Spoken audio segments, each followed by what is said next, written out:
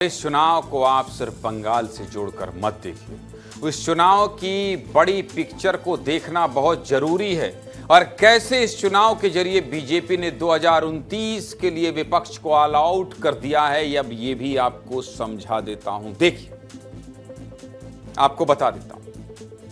पहली बात तो यह कि 1977 के बाद पहली बार किसी राष्ट्रीय पार्टी ने पश्चिम बंगाल में सरकार बनाई है। दूसरी बात यह कि केरलम में लेफ्ट की सरकार जाने के बाद अब पूरे देश में कहीं भी लेफ्ट पार्टी की सरकार नहीं है और 1977 के बाद ऐसा पहली बार हुआ है, पहली बार। इसका मतलब यह कि देश से लगभग लेफ्ट पार्टियों का सफाया हो चुका है, यानी एक विकेट तो ये गिर गया है। दूसरा यह कि टीएमसी की सरकार जाने से पश्चिम बंगाल में भी क्षेत्रीय दल कमजोर हो गया है, दूसरा विकेट ये गिरा है। बिहार में नीतीश कुमार और बीजेपी ने मिलकर वैसे ही आरजेडी का सफाया कर दिया है, यानी 3 विकेट डाउन। दिल्ली में भी आम आदमी पार्टी की सरकार नहीं है, यानी चौथी पार्टी आउट। महाराष्ट्र में शिवसेना और एनसीपी शरद पवार की जमीन लगभग खत्म हो चुकी है और पार्टी भी 2 धड़ों में बंट चुकी है, यानी 2 विकेट यहां भी गिर गए, अब हो गए 6 विकेट।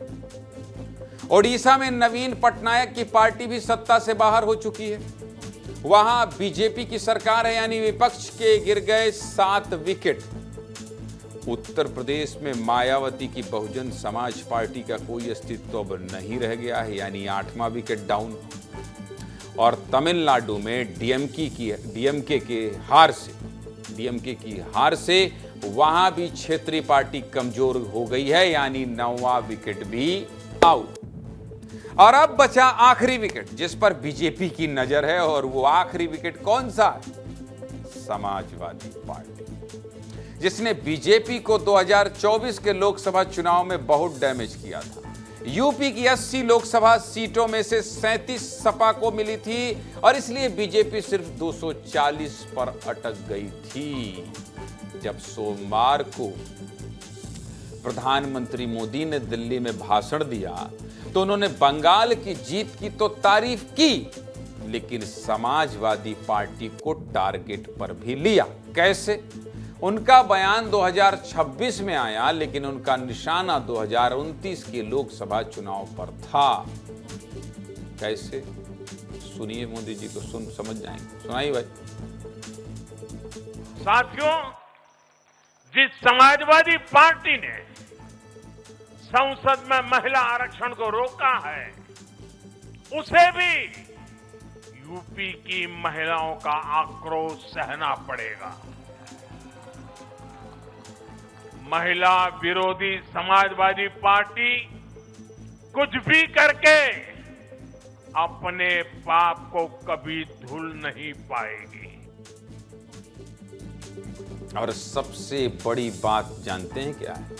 सबसे बड़ी बात यह है कि इन नतीजों के बाद कांग्रेस जैसी राष्ट्रीय पार्टी की तो और फजीहत हो गई। बंगाल में सिर्फ 2 सीटें, तमिलनाडु में सुपड़ा साफ, पुडुचेरी में भी हार, असम में लगातार तीसरी हार और सिर्फ केरलम में जीत, यानी ना क्षेत्रीय पार्टी बची और ना कांग्रेस बची। तो 2029 में बीजेपी से मुकाबला कौन करेगा? इस हार के बाद विपक्ष कितना परेशान है, ये भी आपको सुनवा देते हैं। सुनिए।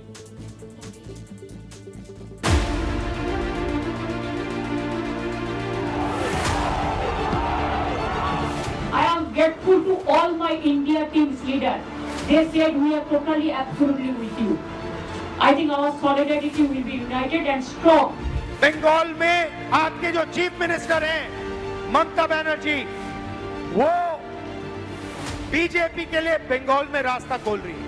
ये सच्चाई है। अगर राहुल गांधी जी के साथ ममता दीदी बैठती, चर्चा करती, तो कुछ नतीजा और भी आ जाए। ये नाकामी किसी और की नहीं, इंडी गठबंधन के नेता राहुल गांधी की है। भारतीय जनता पार्टी ने हत्या कर दी है जनतंत्र।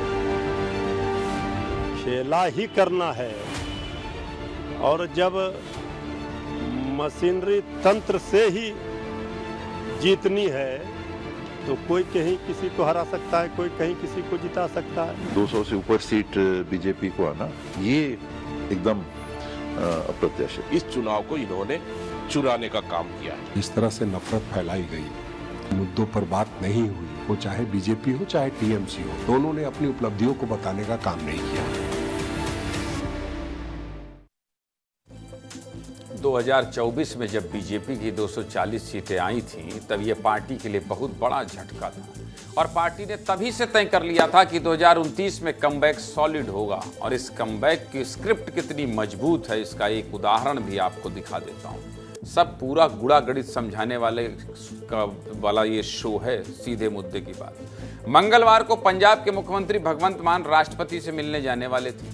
राष्ट्रपति से क्यों मिलने जा रहे थे? क्योंकि उनके मुताबिक राघव चड्ढा के साथ जो 6 सांसद बीजेपी में गए हैं वो लोकतंत्र के खिलाफ हैं और यही बात वो राष्ट्रपति को बताना चाहते हैं। लेकिन उनसे पहले राघव चड्ढा और संदीप पाठक राष्ट्रपति के पास पहुंच गए और कहा कि पंजाब के मुख्यमंत्री सरकारी मशीनरी का गलत इस्तेमाल कर रहे हैं।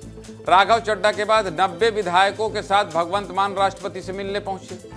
दोनों नेताओं ने राष्ट्रपति से मुलाकात के बाद क्या कहा, ये भी आपको सुनवा देते हैं, सुनिए। तो पिछले दिनी संविधान की हत्या, लोकतंत्र की हत्या हुई है कि अचानक 7 MP ਜਿਹੜੇ ਨੇ ਉਹ ਇਕੱਠੇ ਹੋ ਕੇ ਆਪਣੇ ਆਪ ਹੀ ਇਹ ਕਹਿੰਦੇ ਨੇ ਕਿ ਅਸੀਂ ਹੁਣ ਆਹ ਪਾਰਟੀ ਬਣ ਗਏ। ਇਹ ਬਿਲਕੁਲ ਗੈਰ ਸੰਵਿਧਾਨਿਕ ਹੈ। राष्ट्रपति जी ने मैं डिटेल च गल की है।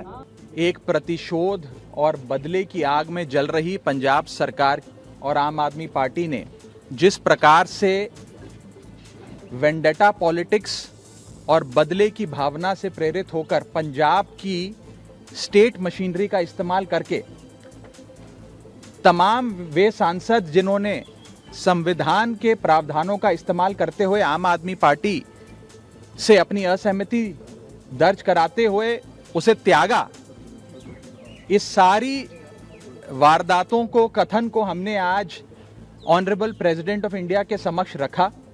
पंजाब सरकार की एजेंसीज का, पंजाब सरकार के पैसे का दुरुपयोग कर कर आम आदमी पार्टी इस प्रकार से गंदा खेल रच रही है।